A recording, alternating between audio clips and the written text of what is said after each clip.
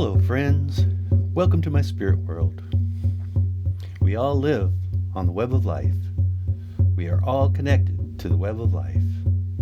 Here in Tucson, Arizona, on land taken from the Tohono O'odham people, we honor their ancient relationship with this place so many now call home. Today I would like to explore the balance between clarity and impression. This is the time, the perfect time, to consider balance. Our human concept of time, balanced in the space between darkness and light. Walk east. In your mind's eye, your inner wilderness, walk east. Within your inner wilderness, find the perfect spot. The spot where the sun may be seen rising on the distant mountain peak. Here is a place between summer and winter. Here is the place between memory and prediction. Sleep here. When the sun has risen enough so that the pleasant warmth makes it impossible to be still, arise. Arise and walk west. Walk west. Once again, the perfect spot, the place where the sun sets behind the saddle of two rolling hills, appears. Sleep here.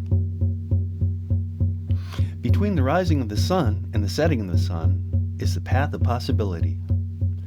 Here in this land of dreamers, dreaming of unfolding dreams, there is a symmetry. A symmetry that is dynamic. A symmetry that informs the forms within. Darkness and light from the sun share time equally.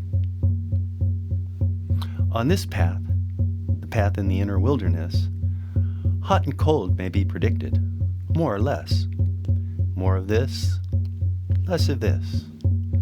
This being determined by what the wind wants, more or less. In these touchy times, especially in the inner wilderness, it must be recognized, it must be embodied, rain must never be predicted, and only addressed in prayer. Here in this land of trance, dreaming the unfolding within me. Within me, all the life forms, the microbial beings who make it possible for me to exist in all the worlds, as they exist in all the worlds.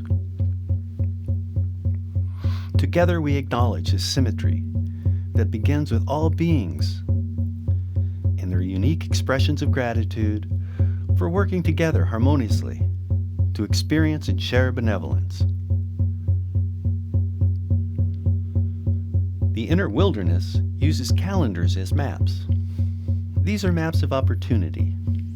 These are maps of possibility. Here are places that resemble floating islands. These floating islands are the islands of first impressions. Here is the outline. Here is the place of splashing color.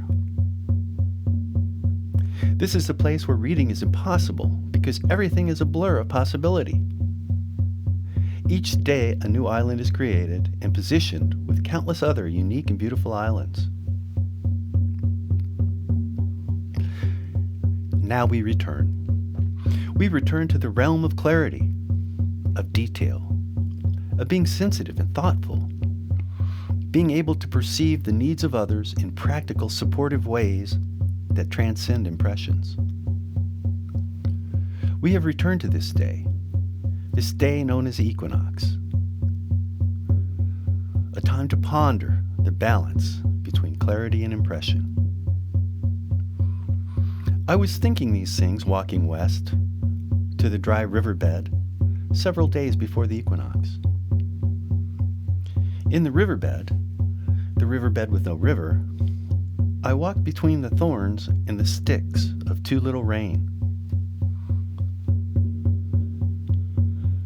In the distance, I saw a person bent over a bicycle, fixing a tire. I saw a small dog. I stopped a moment, so as not to scare the dog into barking.